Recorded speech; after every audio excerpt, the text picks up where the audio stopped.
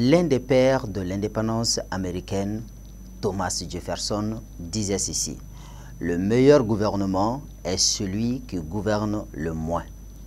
Dans ce présent numéro de votre émission Politicus, nous allons voir ensemble dans quelle mesure ces propos de Thomas Jefferson se traduisent dans les faits dans le régime présidentiel américain. A tout de suite.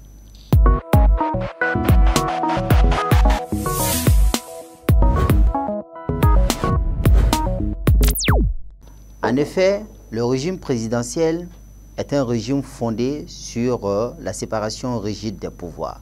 La séparation rigide des pouvoirs est une forme de séparation qui couvre deux réalités majeures. La première, c'est l'absence de collaboration entre les pouvoirs. En effet, dans un régime présidentiel, le pouvoir exécutif et le pouvoir législatif ne collaborent pas.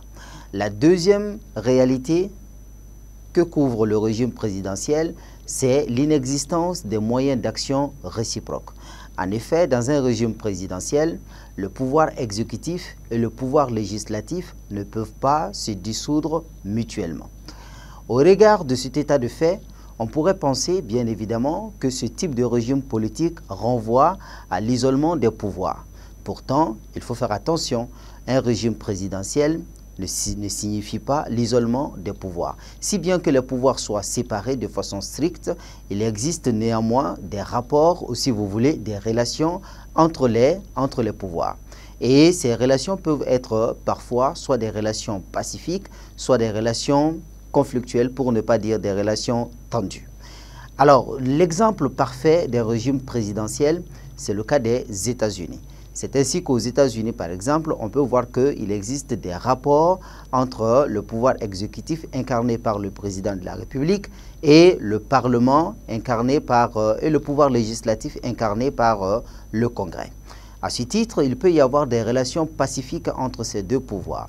Les nominations qui sont faites par le président de la République ou encore les traités internationaux qui sont signés par le président de la République, ces traités doivent être ratifiés pacifiquement par le Congrès, par le pouvoir législatif.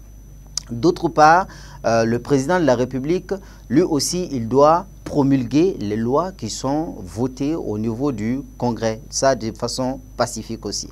Mais parfois, les relations sont tendues et même, je dirais, conflictuelles. À ce niveau, le président peut, par exemple, à travers son droit de veto, refuser de promulguer les lois qui sont issues du Parlement. Et vice-versa, le Parlement peut aussi refuser de voter, par exemple, le budget qui consiste à donner au président les moyens de son action en tant que pouvoir exécutif.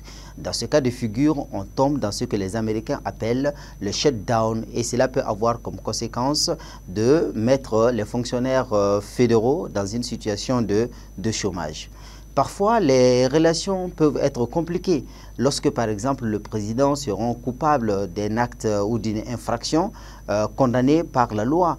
Et à ce titre, le Parlement peut voter contre le président, ce qu'on appelle la procédure d'impeachment, qui va avoir comme conséquence d'obliger le président de la République à démissionner.